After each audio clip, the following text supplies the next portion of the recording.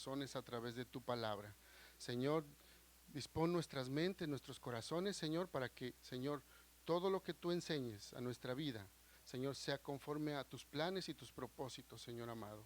Señor, la vida de nuestro hermano Pastor Henry está delante de ti. Úsalo conforme a tu voluntad, Señor amado, y que tu Espíritu Santo sea ministrando a través de él a tu pueblo, Señor. Te lo pedimos y te damos gracias en el nombre de Cristo Jesús. Amén.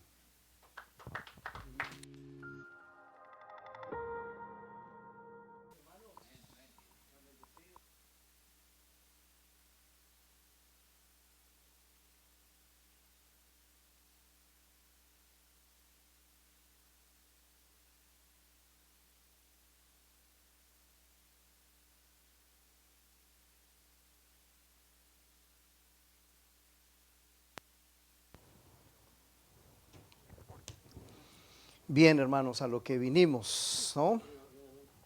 Vamos a abrir la escritura en el libro de Jueces, capítulo número 6. Libro de Jueces, capítulo 6, versículos 11 al 24.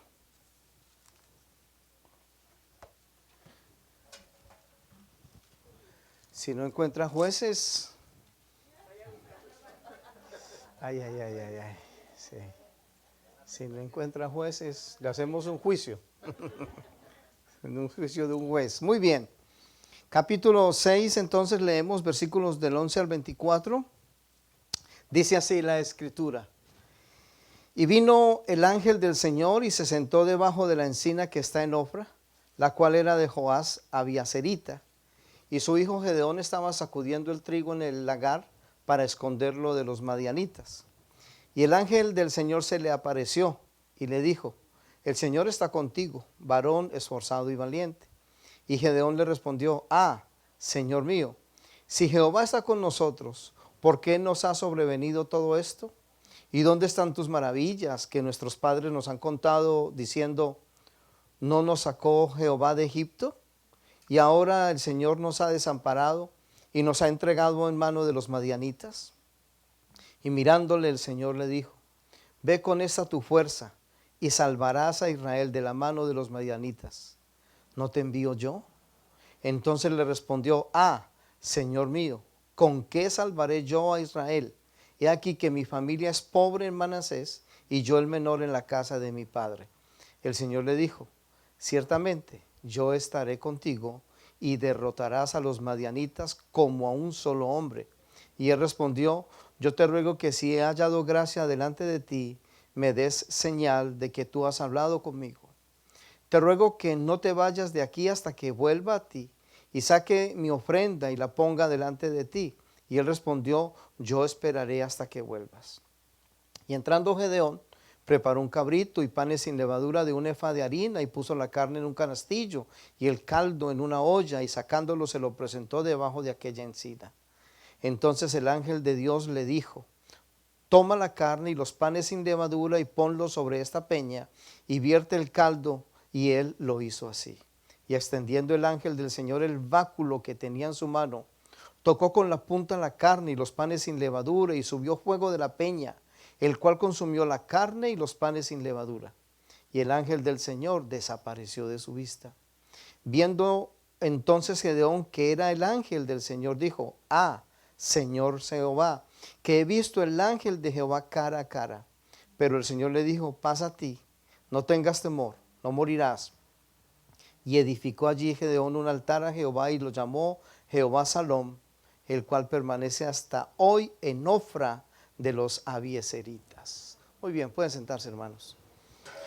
Siempre les invitamos a mantener haciendo lecturas de la Escritura porque creemos, amados hermanos, que a veces una sola lectura de un pasaje puede ser corto en un momento determinado. El Señor siempre tiene algo allí para hablar a nuestras vidas. Siempre es un llamado como iglesia a mantener la Escritura abierta, a mantenerla siempre delante de nosotros.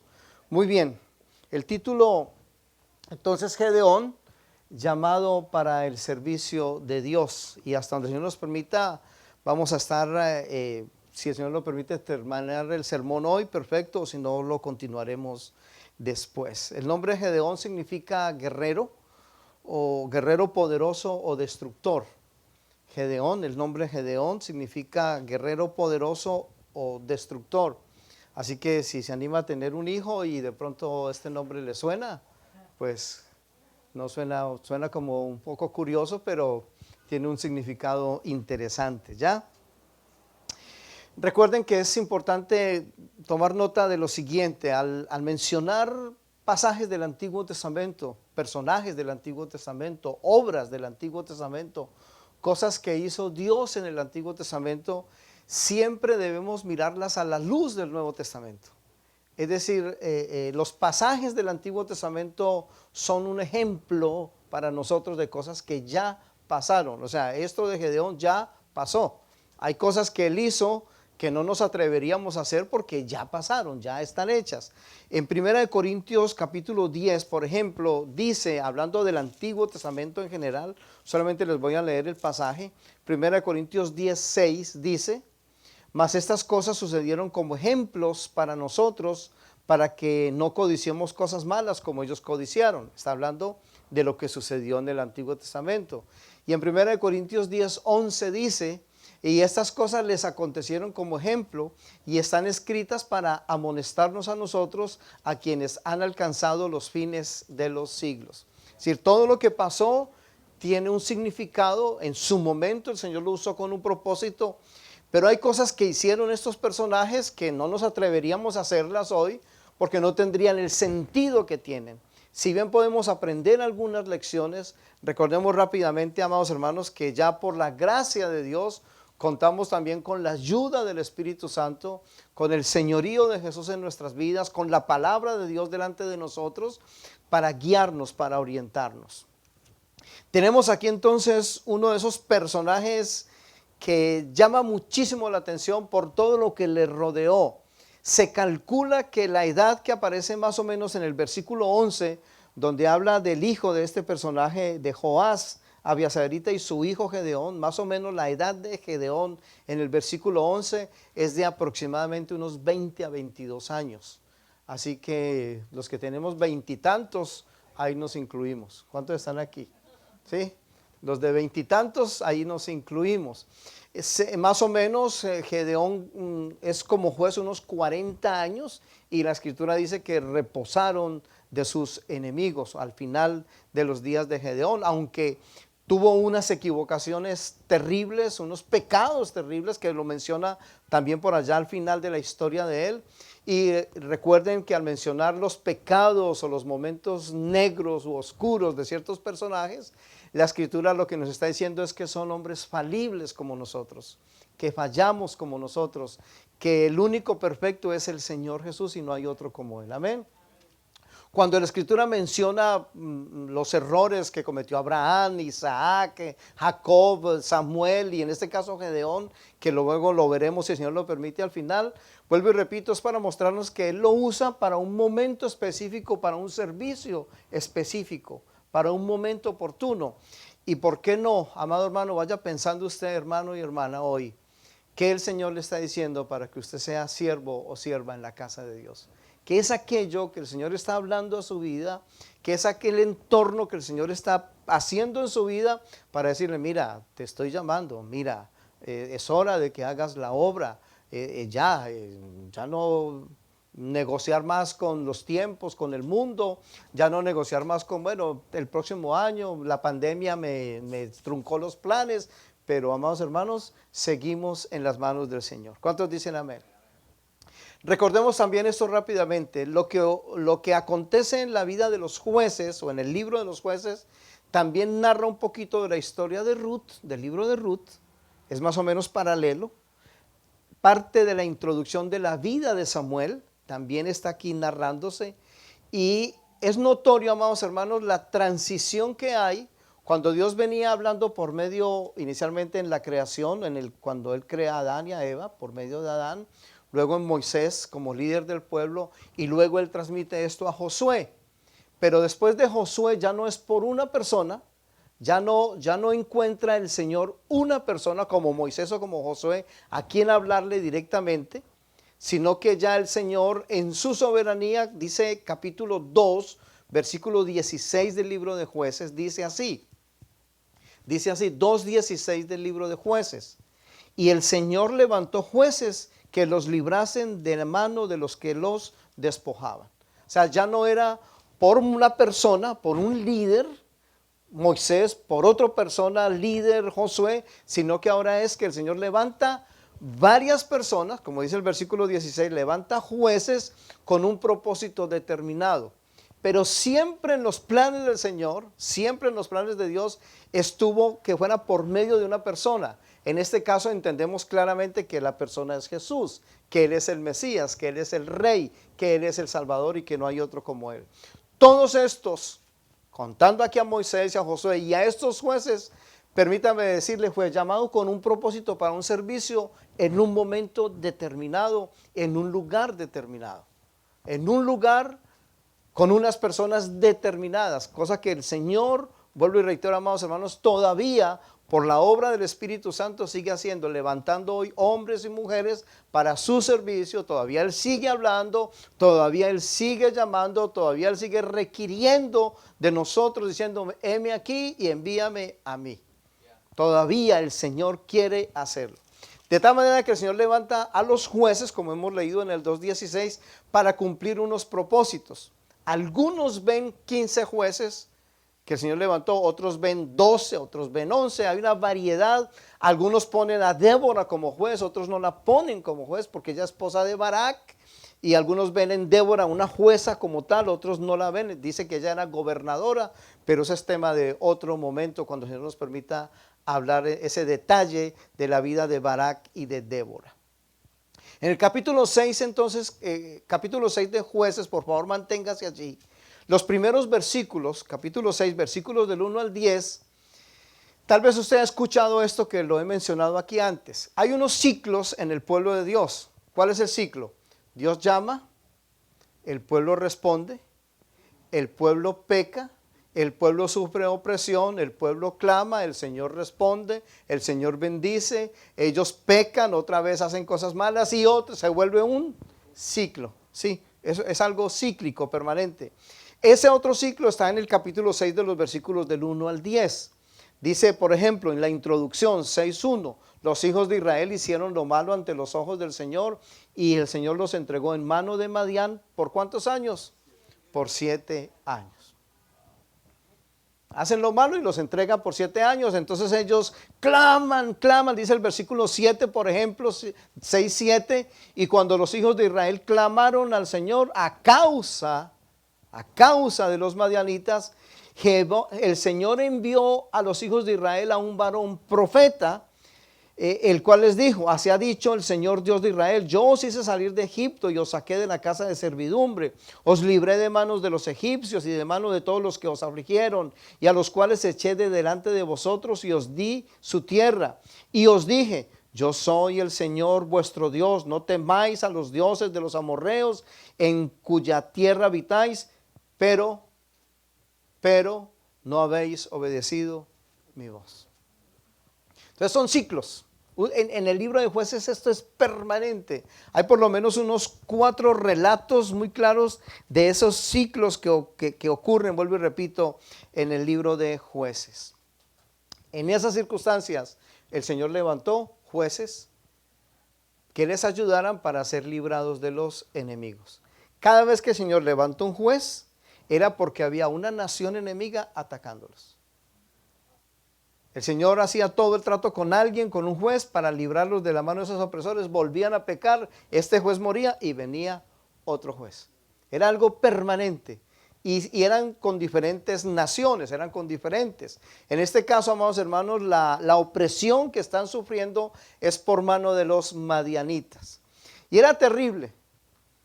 En el momento del llamado de Gedeón hay un miedo, hay un pánico, hay terror en el pueblo.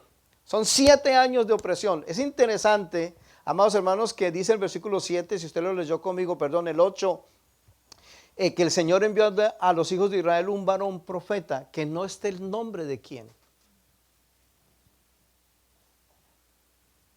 aquí hay una cosa que hay que destacar y dejarla bien reconocida. El versículo 8, lo repito, dice, el Señor envió a los hijos de Israel un varón profeta, que les dijo, mire, todo esto que les está sucediendo es por esto. Todo esto que está pasando tiene una razón, tiene una causa. Y no hay el nombre de ese profeta. Y es un profeta que viene a traerles la luz y a decirles, mire, esto está pasando porque ustedes han desobedecido. Amados hermanos, quiero solamente destacar que el nombre del profeta no fue importante en su momento. Es bueno destacar de antemano que aunque el Señor te llame, aunque el Señor te diga que vas a servir en su casa, tu nombre ni mi nombre es importante. ¿Para qué queremos que nuestro nombre esté en alto, iluminado? ¿Para qué queremos que nuestros nombres estén figurados? Es más, si usted puede decir, hago la obra para el Señor y nadie se entera, pero yo estoy haciendo la obra de Dios, en eso el Señor es muy glorificado. Porque cuando hay alguna atracción humana, cuando hay el nombre de alguna manera reconocido de alguna manera por un aplauso, por lo bien que lo haces, pues esa cantidad de cosas, los egos comienzan a trabajar allí, sí, los egos comienzan a levantarse. Su nombre no es reconocido, nuestro nombre no es reconocido. Gloria al nombre del Señor. Dice que un varón profeta fue y les anunció lo que estaba pasando. Los madianitas, ¿cuántos años dice que eran? 7 años. Usted se imagina, imagínese esto por un solo momento. Los israelitas han sembrado. La cosecha está lista para ser recogida. Y ellos, cada año, cuando la cosecha está lista, ellos comienzan a decir, vamos a tomarla, pero los enemigos van a venir. Y por 7 años seguidos, cada año de cosecha, los madianitas venían y se robaban lo sembrado. ¿Usted se imagina? Año tras año, pérdida, año tras año, pérdida. Esto es lo que está sucediendo en el momento del llamamiento de Gedeón. Si usted lee conmigo nuevamente el versículo 11, y vino el ángel del Señor y se sentó debajo de la encina que está en Ofra, la cual era de Joás Abiaserita. ¿Y quién estaba con él? Y su hijo Gedeón. ¿Y qué hacía Gedeón? Estaba sacudiendo el trigo en el lagar. ¿Para qué? Para esconderlo de los madianitas. Obviamente, el trigo no se sacude en un lagar, porque un lagar es casi una tumba, es un lugar secreto, es una cueva. No, el trigo se sacude al aire. ¿Para qué? Para que el viento se lleve y deje lo bueno. ¿Cuál sería el miedo? Que tuvieron que cavar cuevas, porque decían, ya no aguantamos 7 años, esos están viniendo encima de nosotros. Y por cierto, en esto se muestra, amados hermanos, que Gedeón era un muchacho, en este caso, como dijimos la edad al principio, era un muchacho con muchos temores. Más adelante los vamos a ver. Era un muchacho temeroso, de esos que decían, pero él tenía un corazón de adoración. Él tenía un corazón para honrar el nombre de Dios. Él tenía un corazón en disposición para honrarlo, aunque era temeroso, aunque era miedoso. Aunque en un momento determinado él le pide como ciertas señales y el Señor le responde de ciertas maneras, condicionándole lo que le está hablando al mismo tiempo. ¿Qué estaba haciendo Gedeón? Una cosa muy importante para el llamado, volviendo al título, para el llamado al servicio de Dios. ¿Qué estaba haciendo Gedeón? Trabajando. Usted lo ha escuchado esto antes, el Señor nos llama a vagos. Si usted no está haciendo nada, el Señor no lo va a llamar. Entre usted más ocupado esté, entre usted más tareas tenga y las esté cumpliendo bien, esté siendo fiel en lo poco, el Señor lo pondrá en lo mucho, dice la Escritura. El que es fiel en lo muy poco, en lo mucho será puesto. Está usted demasiado ocupado, muchas cosas, y tiene muchas tareas y las está haciendo bien, usted es candidato a ser llamado. Usted es candidata a ser llamada para el servicio en la casa del Señor, en la obra del Señor.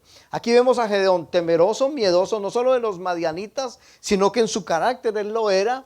Y en una cueva él va a sacudir el trigo porque tiene miedo. Otra vez los madianitas van a venir. Si usted leyó bien conmigo, pusimos atención a la lectura que hicimos de los versículos 11 al 24, usted notará muy bien que en 3 ocasiones Gedeón le dice al Señor, Señor. No sé si lo notó. En 3 ocasiones le dice, como que dice, Señor, ¿tú dices que yo vaya? Señor, pero es que yo soy de una familia muy pobre. Yo soy de una tribu muy pequeña. Amados hermanos, entre menos haya de nosotros, digámosle de una vez como es, mientras no haya nada de nosotros, todo será para el Señor. Nada de nosotros, pues todo será para el Señor. En 3 ocasiones Gedeón le dice, Señor, no, Señor, yo no puedo. Yo no tengo fuerzas. Yo estoy hasta cansado, Señor, mire, trabajando, guardando esta comida, este pan de los madianitas que año tras año nos azotan, año tras año. Y el Señor le dice, no, yo te voy a enviar. Yo te voy a enviar. Y tú vas a tener la victoria. Tú lo vas a tener. Dice el versículo 16, el Señor le dijo, ciertamente yo estaré contigo y derrotarás a los madianitas como a un solo hombre. Y no eran ni 2 ni 3 madianitas, miles. Y amados hermanos, dice, los vas a derrotar como a un solo hombre. ¿Por qué? Porque yo estaré contigo. Porque yo te he llamado. Este es otro juez, vuelvo y repito, son varios los jueces que el Señor levantó. Si usted está otra vez fijándose en una lectura muy breve, se la voy a hacer en el libro de Hebreos, capítulo 11, al final del libro de Hebreos, capítulo 11, en el versículo 32 dice, hablando, usted conoce la historia de Hebreos 11, los héroes de la fe, llamada los héroes de la fe. Miren lo que dice el 11:32. ¿Y qué más digo? O sea, hay mucho más que hablar, dice el autor. ¿Y qué más digo? Porque el tiempo me faltaría contando de Gedeón, de Barak, de Sansón y de Jefté, 4 jueces que están en el libro de los jueces. Y también dice de David, así como de Samuel y de los otros profetas. El autor de Hebreos menciona 4 jueces. Sería muy interesante. ¿A cuántos les gustan las tareas?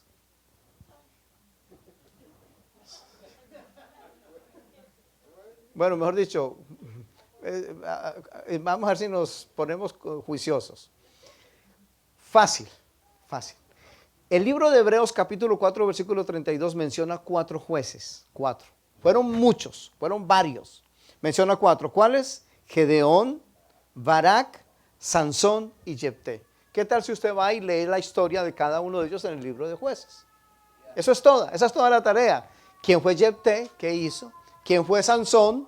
Que creo que es la historia que más conocemos, ¿cierto que sí? La de Sansón, la de Barak, quizás hacemos un poquito hablar. Recuerde que Barak es levantado como juez al lado de Débora. Ahí está algo que hablaremos en otra ocasión. Otra cosa que quiero destacar de Hebreos capítulo 11, note bien que como comienza desde los primeros momentos de la creación, habla de Abel, de Enoc, de Noé, de Abraham, de Sara, de Isaac, de Jacob, de José. O sea, comienza desde lo más antiguo y va poco a poco viniendo. ¿Usted quiere leer la historia de Israel rápidamente? Lea Hebreos 11. Ahí está. ¿Cuál fue el orden? Ahí está en Hebreos capítulo 11. Hasta que llega al versículo 32 y dice, ¿y qué más digo? O sea, como quien dice, tengo tanto más que decir, pero eso va a ser tarea de ustedes.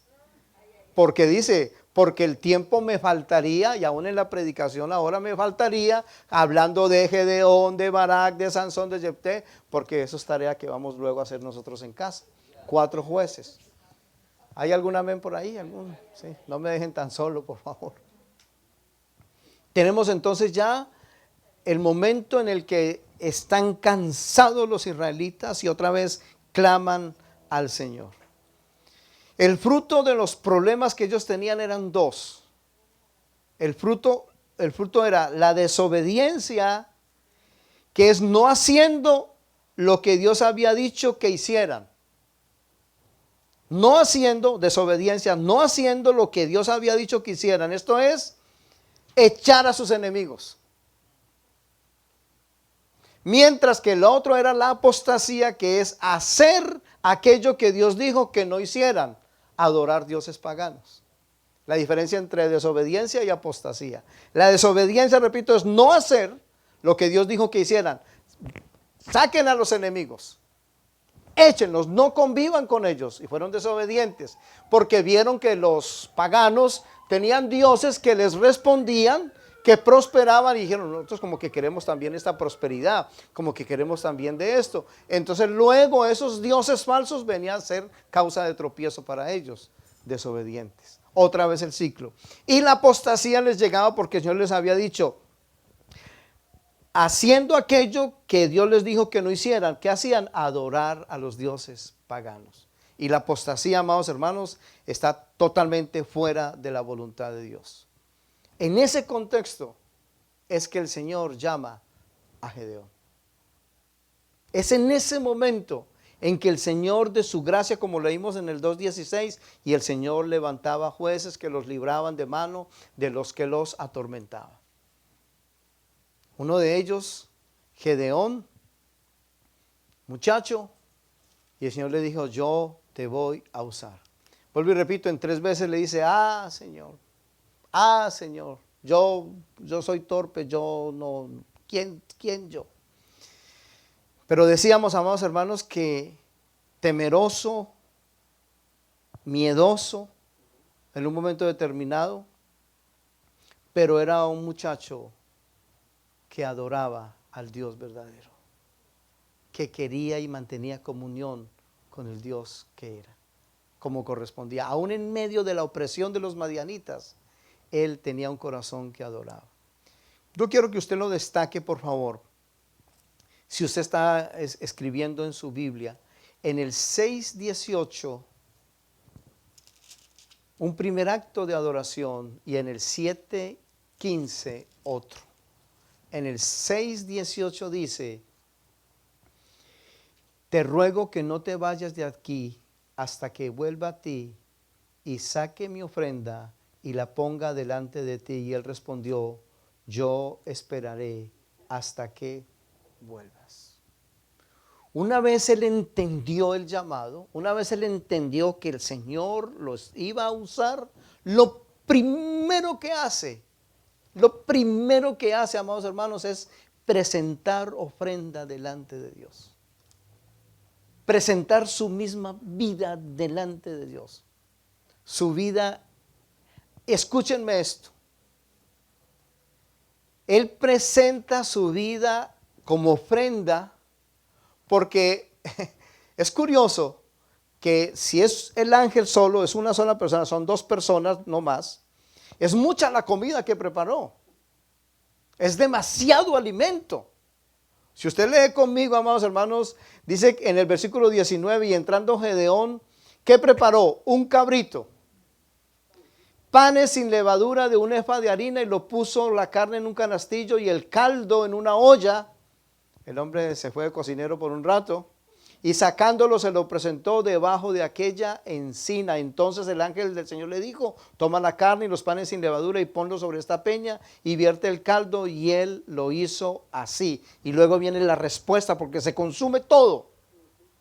Gedeón entendió que quien se le estaba presentando no era una persona más, terrenalmente hablando, sino que era Dios mismo allí, por medio de lo que se llama aquí el ángel del Señor.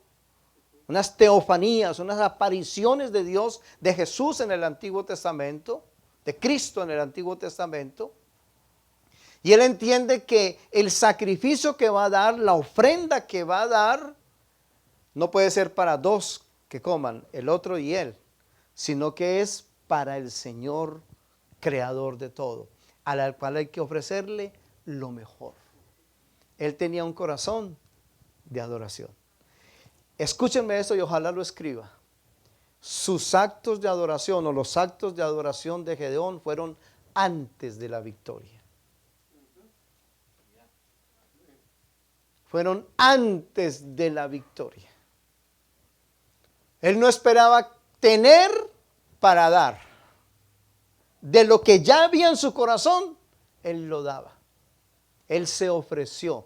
Él tenía un llamado. Por eso volvemos al título. Él tenía un llamado. Le leímos en el 6:18 y el otro está en el 7:15. Y este relato que vamos a mirar acá, ahorita lo vamos a poner en el contexto. Por ahora solamente lo vamos a hablar desde la parte de Gedeón adorando antes de la victoria. Mire este otro, 7:15. Y cuando Gedeón oyó el relato del sueño, y ahorita hablaremos de eso, y su interpretación, ¿qué hizo? ¿Qué hizo? Adoró. Y vuelto al campamento de Israel, dijo: levantaos, porque el Señor ha entregado el campamento de Madián en nuestras manos. Adoró, sacrificó, trajo lo mejor, dio la mejor ofrenda antes de la victoria. Casi que es como diciendo, no es como algunos que dicen, no aquí, en otra parte, en otros sitios, Señor, si tú me das, yo te doy. Como si fuera un trueque. Si tú me das. No. Amados hermanos, su corazón primero, nuestra alma primero, dada para Él. Porque si le hemos dado nuestra vida, le hemos dado todo, digo, Señor, yo te doy todo, te lo entrego. Bueno, cuando venga el momento de ofrecerle al Señor, ¿qué le estamos ofreciendo al Señor? ¿Cuántos están aquí? Hay pocos amenes, pastor. Hay un llamado a su vida hoy, que no hay que postergarlo más. Adore, adore de corazón, adore con toda su alma. La adoración va más allá que el cantar, hacer unos cánticos, entonar una letra. Es mucho más que dar un aplauso, es mucho más que saltar. ¿Cuántos están aquí? La adoración trasciende todo esto. Porque si la adoración solamente fueran los cánticos que se ponen aquí, la letra que se pone aquí, entonces ¿qué haríamos con los que son ciegos o sordos o mudos? ¿No adoran? Posiblemente, o no sabemos cómo lo hacen, posiblemente son mejores adoradores que nosotros, no lo sabemos. ¿Cuántos están aquí? Si usted tiene un corazón de adoración, un corazón de adorador, un corazón postrado, usted es candidato a un llamado. Porque el Señor primero está mirando la intención del corazón. Vuelvo y repito de lo de ahora. Porque quien adora no espera un titular de él. Eso lo dije ahora. Y aquí vuelvo y lo repito. Quien es un adorador no espera que su nombre aparezca registrado en todos los lugares. Vuelvo y lo repito. Y si no aparece nuestro nombre, mejor todavía. ¿Cuántos están en Cristo? Si no aparece su nombre por ninguna parte, no, es que allá no me valoran, no, allá no aprecian lo que yo hago. ¿Para quién lo hace? ¿Puedo tomar agüita ya? Sí. Me hago entender, amados hermanos. Un corazón que adora, un corazón que sirve, un corazón candidato a ser llamado, amados hermanos, va. No posterga más, sigue. Gedeón tenía ciertos temores y por eso él pide, y aquí es muy importante esto que voy a subrayar, él pide como ciertas señales de aprobación divina. Y vamos a hablar un poquito de esto. Gedeón pide ciertas señales de aprobación divina. Permítame volver aquí. Cuando él pide las señales, y ahorita vamos a ver, son tres señales que él pide, tres. Ya el Señor le dijo, yo estoy contigo y te voy a dar la victoria sobre los madianitas. Pero como era un hombre temeroso, sí, inconstante en un momento determinado, pero con un corazón dedicado, el Señor lo usaba y dijo, ok, yo voy a responder estas señales, no solo por causa tuya, porque eres un hombre débil, sino que escúcheme, las señales por causa del pueblo, para que el pueblo vea que yo estoy contigo. Entonces repito aquí una cosa, las señales de lo que vamos a hablar ahora, no es que ahora nosotros vamos a poner esas señales a ver si el Señor nos responde. ¿Cuántos están aquí? No, son cosas que ya ocurrieron, que ya pasaron. La más conocida es la señal del vellón. ¿Se acuerdan que sí? Bueno, entonces comencemos por esas 3 señales. La primera está en el versículo 21, 6:21.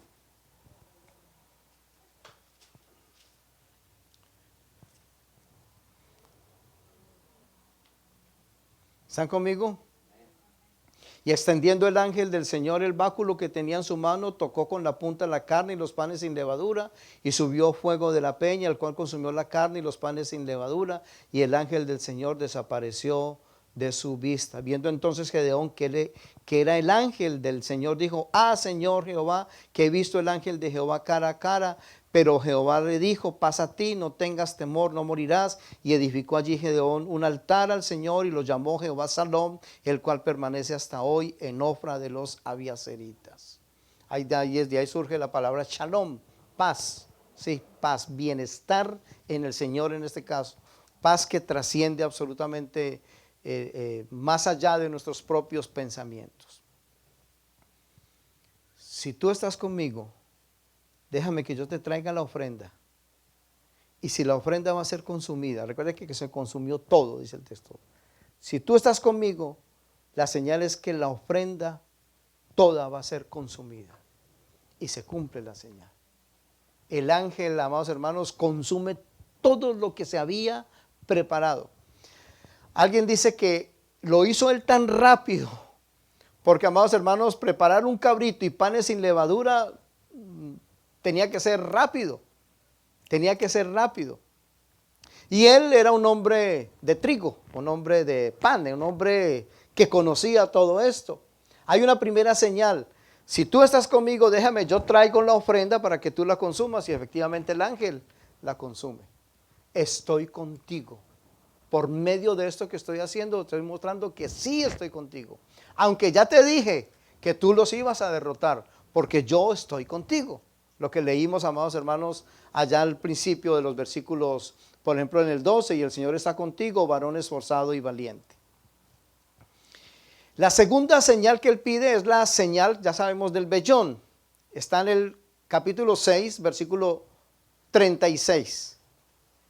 Y Gedeón dijo a Dios: si has de salvar a Israel por mi mano, como has dicho, he aquí yo pondré un vellón de lana en la era, y si el rocío estuviera en el vellón solamente, quedando seca toda la otra tierra, entonces entenderé que salvarás a Israel por mi mano, como lo has dicho. Y aconteció así, pues cuando se levantó de mañana, exprimió el vellón y sacó de él el rocío, un tazón lleno de agua. Mas Gedeón dijo a Dios: no se encienda tu ira contra mí, si aún hablar esta vez, solamente probaré ahora otra vez con el vellón. Te ruego que solamente el vellón quede seco y el rocío sobre la tierra. Y aquella noche lo hizo Dios así, solo el vellón quedó seco y en toda la tierra hubo rocío. Segunda señal que él pide, la del vellón. No nos vamos a atrever nosotros, ahora vuelvo y repito, a pedir señales. Escúcheme esto antes de avanzar.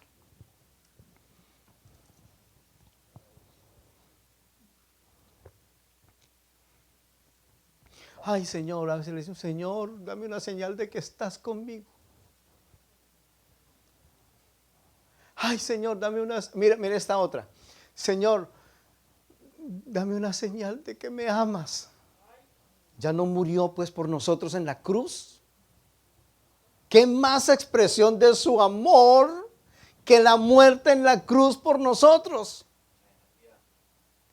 Pero, amados hermanos, encontramos muchos cristianos pidiendo señales: Señor, si tú sí estás conmigo, entonces dame más pruebas, más. ¿Acaso la muerte en la cruz del Calvario no es más que suficiente? Por eso ya no pedimos señales como estas. Señor, dame una prueba de que tú estás conmigo. El Señor le dijo: y yo estaré con vosotros todos los días hasta el fin del mundo. ¿Cuántos dicen amén? Y aquí yo estaré con vosotros. ¿Cuántos días? Aún en el 2020, en la pandemia. ¿Cuántos dicen amén? Y aquí yo estoy con vosotros en los cultos solamente. ¿No? Cuando se reúnen a orar en el chat, ahí estoy con ustedes. Yo estoy con vosotros todos los días. A Gedeón le dijo, yo te voy a dar la victoria, y fue pasajera. Fue temporal, 40 años dijimos ahora. ¿Recuerdan? 40 años que hubo paz en Israel. Pero amados hermanos, hoy tenemos la gracia de la palabra, que es la guía, más que la señal, la guía de Dios, la palabra. Y por su gracia también tenemos la vida, la obra perfecta del Espíritu Santo en nuestros corazones. ¿Qué más señal queremos pedir? Pero voy a ir a una tercera. Recuerden la primera, no. Si tú estás conmigo, entonces que se consuma el holocausto que yo traje. Se consumió todo.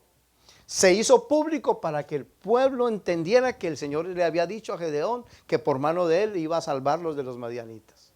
Viene la segunda y el hombre insiste con el vellón. Señor, entonces que el vellón se moje todo el rocío de la mañana, el agüita de la mañana, de cada mañana, quede en el vellón. Señor, yo te ruego y no te enojes, Señor. Pero ahora voy a hacer al contrario, que ahora el vellón quede seco. Eso está, ya lo leímos en el versículo 39.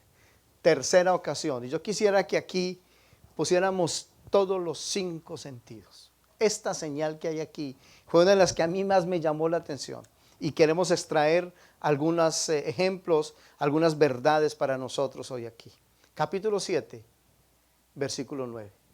Quizás con la sola lectura ya entendemos qué es lo que ha sucedido. Por favor, con todos sus 5 sentidos y ojalá con su Biblia abierta, subrayando si es posible, con su Biblia en mano. Es la tercera señal que Gedeón pide. Dice así 7:9. Aconteció que aquella noche el Señor le dijo, levántate y desciende al campamento, porque yo lo he entregado en tus manos. Y si tienes temor de descender, baja tú con Fura, tu criado, al campamento. Note que era temeroso, él necesitaba compañía. ¿Están conmigo? ¿Están siguiendo la lectura?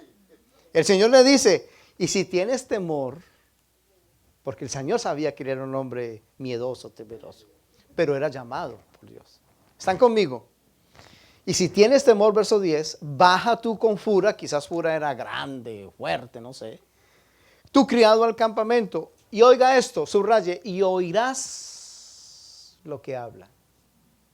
Y entonces tus manos se esforzarán y descenderás al campamento. Y él descendió con Fura, su criado, hasta los puestos avanzados de la gente armada que estaba en el campamento. ¿Están conmigo en la lectura? El Señor le dice, vaya allá, vaya al campamento de los madianitas. Escúchenme esto, vaya allá al campamento. Escucha lo que ellos hablan, pero como tú eres temeroso, llévate a Fura, tu criado, para que estés más tranquilo.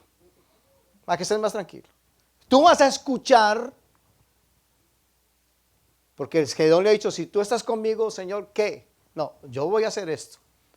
Te voy a enviar directamente a la boca del león. ¿Están conmigo siguiéndome? Te voy a enviar directamente allá al centro del enemigo. Pero tú vas a escuchar lo que ellos hablan.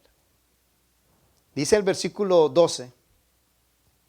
Dice el versículo 11 todavía. Y él descendió con Fura hasta puestos avanzados de la gente. ¿Cómo estaban ellos? Los enemigos, la gente estaba ¿qué? Armada.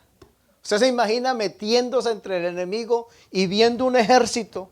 Por cierto, en ese contexto se habla de camellos y es la primera vez que se registran camellos en la guerra.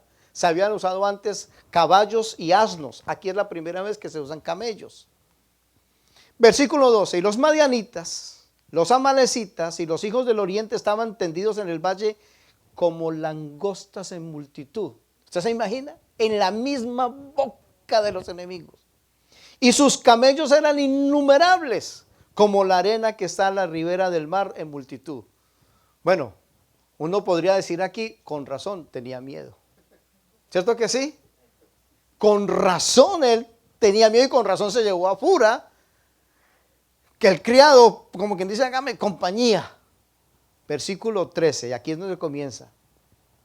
Cuando llegó Gedeón, y aquí que un hombre estaba contando a su compañero un sueño diciendo, he aquí yo soñé un sueño. veía un pan de cebada que rodaba hasta el campamento de Madián y llegó a la tienda. Y la golpeó de tal manera que cayó y la trastornó de arriba a abajo y la tienda cayó. Y su compañero respondió y dijo, esto no es otra cosa sino la espada de Gedeón, hijo de Joás, varón de Israel. Dios ha entregado en sus manos a los madianitas con todo el campamento. Cuando Gedeón oyó el relato del sueño y su interpretación, adoró. Y vuelto al campamento de Israel dijo, levantaos, porque el Señor ha entregado el campamento de Madián en vuestras manos. Hasta ahí nuestra lectura. Pusimos atención a esto. Él va al campamento, a donde están todos los armados como langostas, los camellos listos para la guerra. Y el Señor le dijo, vaya y escuche. Vaya y escuche. ¿Y qué fue lo que escuchó? Un sueño. Un hombre le estaba contando a otro, yo tuve un sueño. Entonces Gedeón paró las orejas. Eso fue Gedeón, ¿no? ¿Cómo? ¿Qué está diciendo? Dígamelo otra vez. Permítame sacar de aquí una primera lección, amados hermanos. Los sueños que el Señor puso en su corazón, los propósitos que el Señor puso en su corazón, no los esté hablando con cualquiera. No los esté soltando por ahí con cualquiera. No confíe sus sueños en el Señor, sus visiones en el Señor, su obra en el Señor, no la confíe porque sí. No lo esté diciendo. Es más, aquello que el Señor puso en su corazón, deje que el Señor se encargue de hablarlo. ¿Cuántos están aquí? Deje que el Señor se encargue de hablarlo. Si lo pusiéramos en términos más humanos, sus planes de trabajo, sus proyectos de trabajo, de obra, de empresa, no los esté contando con todo el mundo. Fuera de que nos faltan los envidiosos. ¿Cuántos están aquí? No faltan los chismosos. ¿Cierto que sí? Ay, aquel va a hacer, ay, aquella va a hacer eso, ay, aquella. Entonces se dañan sus proyectos. Se los dañan. Sea muy cuidadoso y mucho más con lo que el Señor ha hablado a su vida. Gedeón se infiltra como espía. El Señor le dice, vaya y escuche. Y efectivamente escuchó un sueño. Amados hermanos, dice que el hombre estaba contando un sueño. Ve aquí que yo soñé un sueño. Veía un pan de cebada. En el capítulo 6, versículo 11, leímos que Gedeón estaba sacudiendo el trigo en el lagar. ¿Quién es este pan de cebada? Gedeón. Gedeón es el pan de cebada. Dice el versículo, yo soñé, veía un pan de cebada que rodaba hasta el campamento de Madián, de nosotros, y llegó a la tienda y la golpeó de tal manera que cayó y la trastornó de arriba abajo y la tienda cayó. Y su compañero le respondió y dijo, esto no es otra cosa sino la espada de Gedeón, hijo de Joás, varón de Israel. Dios ha entregado en sus manos a los madianitas con todo el campamento. Permítame decir de esta otra manera. No esté contando los sueños, las visiones, los propósitos de Dios en su vida con cualquiera. Tenga mucho tino en esto. ¿Con quién habla usted las cosas de Dios?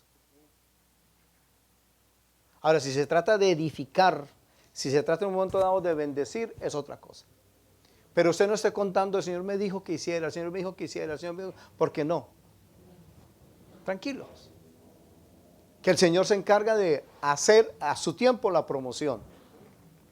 Pues aquí Gedeón dijo, dame una señal de que estás conmigo. Bueno, vas a ir al campamento, vas a escuchar esto y tú vas a ver que yo estoy contigo. Vuelvo y repito, ¿para qué? Para testimonio al pueblo, no a él mismo, o no solo a él mismo, sino para testimonio al pueblo de Israel. Que se hiciera público que efectivamente el Señor estaba con Gedeón. Cuando oyó Gedeón el relato, del sueño y su interpretación, ahí es donde leímos, y adoró. Antes de la victoria ya adoraba. No esperaba tener cosas para ofrecer cosas. Su vida era lo importante. Estamos hablando todavía de un muchacho como nosotros. ¿Cuántos están aquí? Estamos hablando todavía de alguien muy joven. Decíamos que al principio quizás 20 a 22 años, pero ya con una entereza por las cosas de Dios, con un despertar, por una emoción por las cosas de Dios. Amados hermanos, entonces Gedeón, manos a la obra. Ármense, que esto se puso bueno. Y todos recordamos, amados hermanos, que con 300 hombres el Señor hizo una obra súper gloriosa. Hay momento, y si el Señor lo permite, el domingo continuamos con esto. Hay un momento en el que Gedeón está teniendo tanta fama, está siendo tan reconocido, que le dicen en el 8:22, sé nuestro Señor, tú y tu hijo y tu nieto, pues que nos has librado de mano de Madián. Mas Gedeón respondió, no seré Señor sobre vosotros, ni mi hijo os señoreará, el Señor señoreará sobre vosotros. Lo vieron tan, escúcheme esto, tan ungido, que dijeron, ¿por qué no te haces Señor de nosotros? Y dijo, yo no. El Señor aquí es uno solo.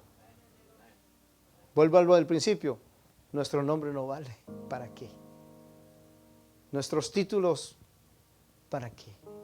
Es nuestro corazón, es nuestra vida en sometimiento a Él. Que el Señor, es mi oración, que el Señor haya hablado hoy a alguna vida. Como alguien diría, algún alma haya escuchado.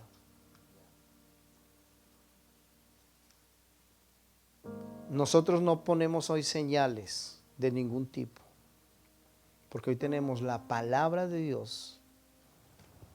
Hoy tenemos su palabra, que es la que nos guía. Permítame decirlo de esta otra manera. Quien pide muchas señales es porque no está leyendo la palabra. Piden y piden y piden señal. Para todo es una señal.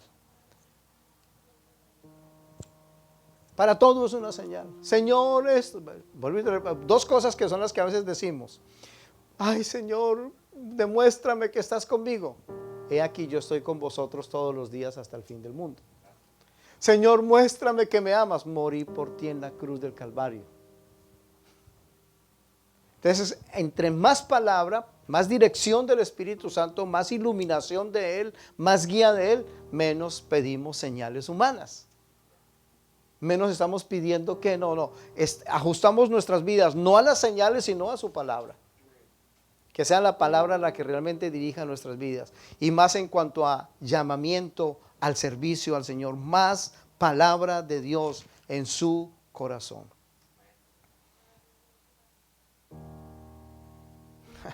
A veces le pedimos al Señor tantas señales o respuestas, y lo escribí, a veces le pedimos al Señor tantas señales o respuestas que lo tenemos hasta de cuidador de todo. Cuida mi casa, cuida mi carro, cuida mis cosas, cuídame, lo tenemos hasta de celador, de security.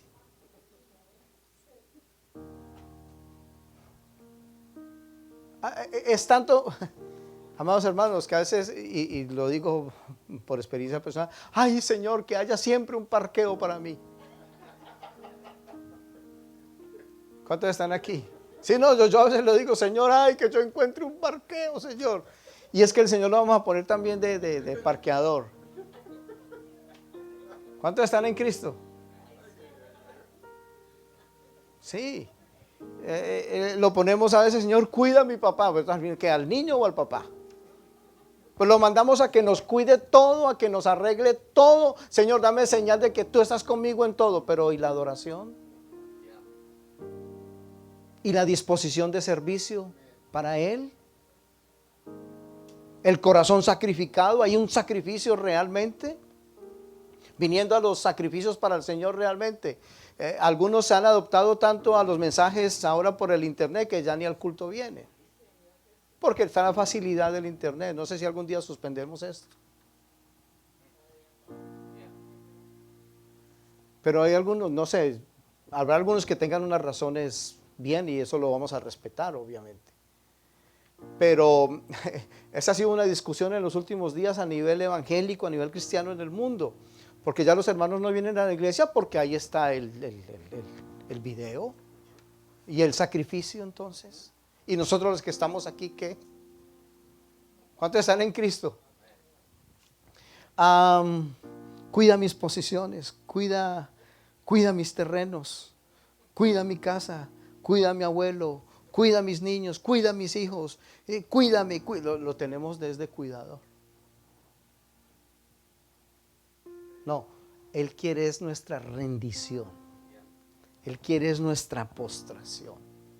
Él hace la obra, Él te está llamando, Él te está diciendo, así como levantó a los jueces, todavía el Señor por su Espíritu Santo sigue llamando a hombres y a mujeres para hacer la obra que Él ha encomendado. Estemos de pie, amados hermanos. Padre, nosotros en esta noche una vez más tu nombre seguimos exaltando.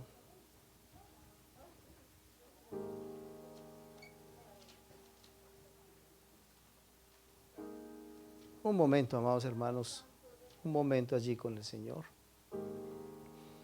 Haga usted su propia oración. Si usted puede decir que el Señor ha hablado a su vida hoy, entonces dígale, Señor, gracias por hablarme, por haberme traído.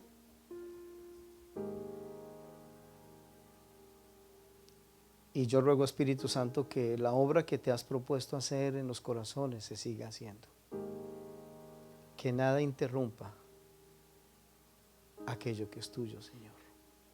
Padre, una vez más, gracias por esta maravillosa oportunidad.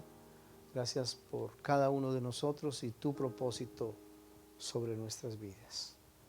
Sí, Padre, con acción de gracias, con alabanza delante de ti, en el poderoso nombre de Jesús. Amén.